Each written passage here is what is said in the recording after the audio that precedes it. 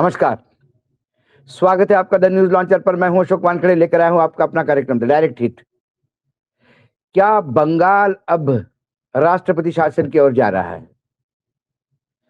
सवाल यह है कि भाजपा ने कई तरकश के तीर आजमा लिए बंगाल पे, लेकिन बंगाल की ममता बनर्जी हर तीर का जवाब लेकर आ रही है। चाहे एसआईआर हो, चाहे वहां हिंदू मुसलमान करने की बात हो, चाहे उसके पॉलिटिकल एडवाइजर के ऊपर इनकम टैक्स की ईडी की रेड हो, सभी जगह पर रास्ते की लड़ाई लड़ने के लिए ममता बनर्जी तैयार है।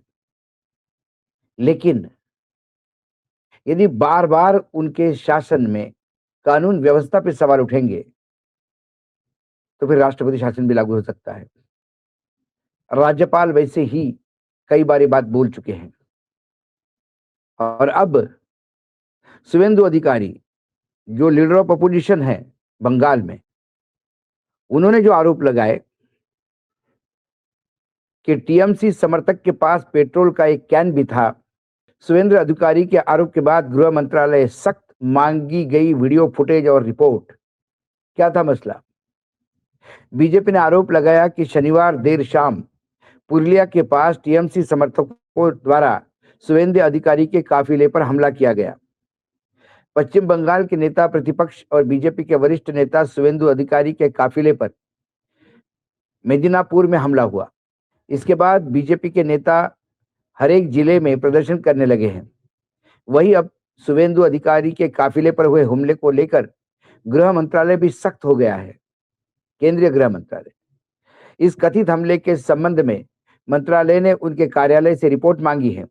बीजेपी ने आरोप लगाया कि शनिवार देर शाम पुरुलिया के पास टीएमसी समर्थकों द्वारा शुवेंदु अधिकारी के काफिले पर हमला किया गया। सूत्रों के अनुसार शुवेंदु अधिकारी का कार्यालय घटना की वीडियो रिकॉर्डिंग गृह मंत्रालय को भेजेगा। शुवेंदु अधिकारी ने आरोप लगाया कि यह घटना रात करीब 8:20 पर हुई। वह पुरुलिया से लौट रहे थे जब उनका काफिला पश्चिम मेदिनीपुर जिले के चंद्रकोन रोड मार्केट इलाके में 4 पॉइंट क्रॉसिंग से गुजर रहा था तो पार्टी का झंडा लिए कुछ टीएमसी समर्थकों ने कथित तौर पर सड़क जाम कर दी और बांस की लाठियों से उनके काफिले पर हमला कर दिया। शुवेंदु अधिकारी ने आगे आरोप लगाया कि घटना के समय स्थानीय पुलिस मौके पर नहीं पहुंची। उन्होंने कहा कि जिस गाड़ी में वो यात्रा कर रहे थे उसके बुलेट प्रूफ शीशे के कारण उन्हें कोई चोट नहीं आई। उन्होंने कहा कि कुछ स्थानीय बीजेपी समर्थकों ने अपनी सुरक्षा टीम के साथ मिलकर टीएमसी समर्थकों को हटाया, जिससे हाथापाई हुई। मौके से निकलने के बाद शुवेंदु अधिकारी ने सीधे बीट हाउस पुलिस चौकी गए और लगभग 6 घंटे तक धरने पर बैठे रहे। उन्होंने दावा करते हुए कहा कि पुलिस कथित हमलावरों पर जमानती धाराएं लगा रही है। शुवेंदु अधिकारी ने शनिवार को पुलिस स्टेशन में मीडिया को संबोधित करते हुए कहा, हम यहाँ न्याय मांगने आए हैं। मैंने इसमें शामिल लोगों के नाम बताए हैं। एफआईआर दर्ज होनी चाहिए और दोषियों को गिरफ्तार कर देना चाहिए। वे बांस की लाठियां लेकर आए थे, 2 कारों पर हमला किया। उन्हें नहीं पता था कि मैं किस कार में था। उनके पास पेट्रोल का एक कैन भी था। चुनाव आ रहे हैं और वे जानते हैं कि वे हार रहे हैं, इसलिए वे पश्चिम बंगाल से बीजेपी को खत्म करना चाहते हैं। सोशल मीडिया पर शुवेंदु अधिकारी ने दावा किया कि हमला पुलिस अधिकारियों की मौजूदगी में हुआ, जिन्होंने हस्तक्षेप नहीं किया। शुवेंदु अधिकारी ने पुलिस स्टेशन में अपना लगभग 6 घंटे का धरना खत्म किया और घोषणा की कि वह इस मुद्दे पर कलकत्ता हाईकोर्ट जाएंगे। उन्होंने ये भी संकेत दिए कि मंगलवार को चंद्रकोन में एक विरोध रैली की योजना कर रहे हैं।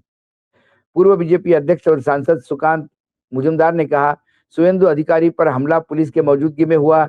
ऐसी घटनाएं बार बार हो रही है और यह बर्दाश्त नहीं किया जा सकता। ऐसा लगता है कि मुख्यमंत्री चाहती है कि ये हमले हो ताकि अगर केंद्र सरकार सख्त कार्रवाई करे तो वह लोगों की सहानुभूति हासिल करे और सत्ता की वापसी आ सके। हमें उम्मीद है कि चुनाव से पहले हिंसा नहीं बढ़ेगी, लेकिन अगर जरूरत पड़ी तो अभी केंद्रीय बलों को तैनात किया जाना चाहिए। पूरे मामले में पर टीएमसी प्रवक्ता अरूप चक्रवर्ती ने बताया कि शुवेंदु अधिकारी एक लाठी भी नहीं संभाल सकते। वो क्या राज्य की जिम्मेदारी लेंगे? वह शुवेंदु अधिकारी है जिन्होंने अपने सेंट्रल रिजर्व पुलिस फोर्स सुरक्षा बल को लाठीचार्ज करने का निर्देश दिया था। उनकी सुरक्षा ने बीजेपी के लोगों को पहचाना नहीं और अपनी पार्टी के कार्यकर्ता पर ही हमला कर दिया। बता दें कि यह पहली बार नहीं था जब शुवेंदु के काफिले पर हमला हुआ था और आरोप है कि टीएमसी समर्थकों में लगता है। अगस्त 2025 में शुवेंदु अधिकारी के काफिले पर उत्तरी बंगाल में कुछ बिहार शहर में भी हमला हुआ था। सवाल ये है कि बंगाल में जब ये हमले होते हैं तो वीडियो मंगाया जाता है। बार-बार शुवेंदु अधिकारी के ही 2 वर्जन हैं। पहले वर्जन में वो कहते हैं कि पुलिस समय पे नहीं पहुंची, जानबूझ के देर से पहुंची। दूसरा आरोप लगाते हैं कि पुलिस वहां खड़ी थी और मूक दर्शक बनी हुई थी। अब कम से कम इन दोनों 2 चीज़ों में से एक चीज़ सही हो सकती है, उन्हें इस बात पे क्लीयरेंस देना होगा। वो कहते हैं कि एक पेट्रोल का कैन भी था। अब वो पेट्रोल का कैन, उस कैन में पेट्रोल था या डीज़ल था या केरोसिन था या पानी था, ये बाहर बुलेट प्रूफ कार में बैठे हुए शुवेंदु अधिकारी कैसे जान सकते हैं? कई सवाल है जो उठते हैं और बार-बार जब केंद्र सरकार बंगाल में, हमने कहा ना कि बंगाल में कुछ भी होता है तो केंद्र सरकार तुरंत चीज़ें माँग लेती है। लेकिन हमारे गृह मंत्री ने पूरे क्रिसमस के टाइम पे पुलिस के मौजूदगी में मॉल पे, चर्चों पे हमले हुए, मार्केट में जो डेकोरेशन किया गया था क्रिसमस को लेके उसको तोड़ा गया, घोषणाएँ दी गई, उसको लेकर विदेश में भारत की नाचक्की हुई, लेकिन गृह मंत्रालय ने एक रिपोर्ट नहीं माँगी। गृह मंत्रालय के लिए मानो सिर्फ बंगाल ही एक राज्य है। लेकिन जब एक तरफ शुवेंदु अधिकारी एक ऐसा माहौल बनाना चाहते हैं कि वहाँ लॉ एंड ऑर्डर बिल्कुल बिगड़ी हुई है और बिहार में हर बीजेपी का या हिंदू खतरे में है, तो क्या ये राष्ट्रपति शासन की तरफ बढ़ने के लिए संकेत दे रहे हैं? लेकिन ये वो भी जानते हैं कि राष्ट्रपति शासन यदि लागू होता तो उनको सिंपैथी भी मिलेगी। लेकिन फिर चुनाव आयोग को साथ लेकर यदि आप चुनाव में खेल करना चाहते हैं, तो आपको सत्ता में होना ज़रूरी है। जहाँ विपक्ष की सत्ता है, वहाँ ये तर्कश का तीर बीजेपी का काम नहीं करता। इसलिए एन केन प्रकरण यदि बंगाल में राष्ट्रपति शासन भी लागू होता है, तो फिर जो नतीजे बिहार में आए, वही नतीजे आपको, जो नतीजे महाराष्ट्र में आए, छत्तीसगढ़ में आए, राजस्थान में आए, मध्य प्रदेश में आए, वही नतीजे चुनाव के बंगाल में भी रिपीट होते हुए दिखाई देंगे। लेकिन ममता भी डटी हुई है। ममता ने फिर एक पत्र मुख्य चुनाव आयुक्त ज्ञानेश कुमार को लिखा है। उन्होंने राज्य में चल रहे मतदाता सूची के विशेष गहन पुनरीक्षण यानी स्पेशल इंटेंसिव रिवीजन एसआईआर प्रक्रिया को मतदाताओं को जानबूझ और गुप्त रूप से मतदान अधिकार से वंचित करने की साजिश बताया है। यह पत्र शनिवार 10 तारीख को यानी 10 जनवरी 2026 को लिखा गया, जो नवंबर 2025 के बाद मुख्य चुनाव आयुक्त को ममता बनर्जी का चौथा पत्र है। मुख्यमंत्री ने आरोप लगाया कि एसआईआर की प्रक्रिया पूरी तरह से यांत्रिक और तकनीकी आंकड़ों पर आधारित हो गई है, जिसमें मानवीय संवेदनशीलता, विवेक और मानवीय स्पर्श पूरी तरह से अभाव है।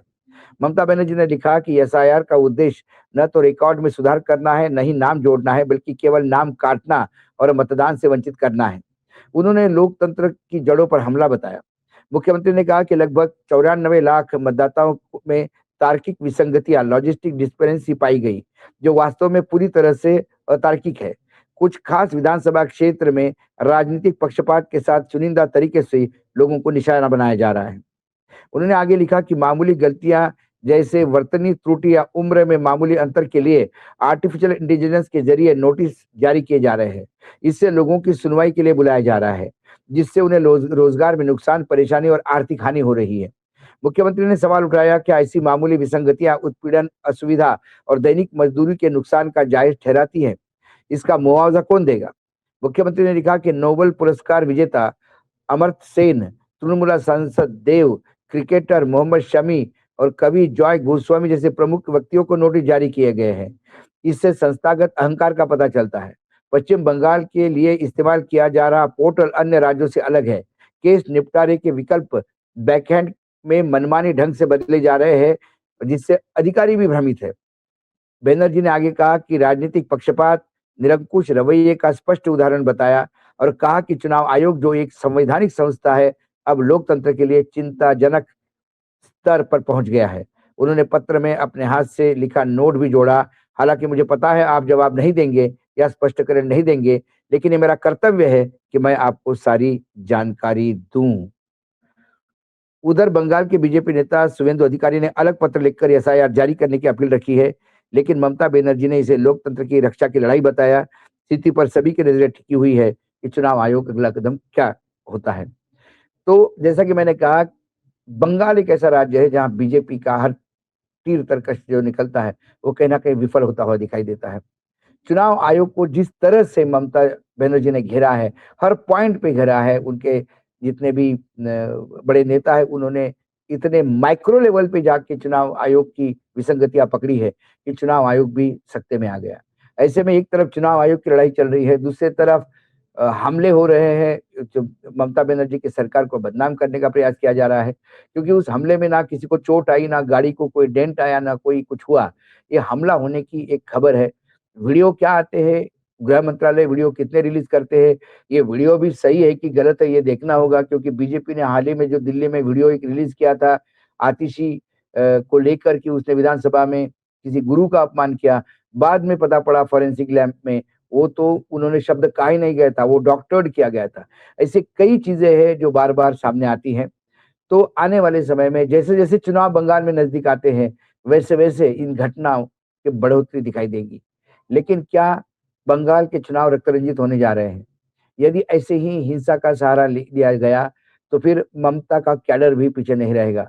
वो एक ऐसी नेता है, जो रास्ते पे उतर के ही लड़ती है, क्योंकि उन्होंने सत्ता में आने के लिए भी उसे रास्ते की ही लड़ाई करनी पड़ी।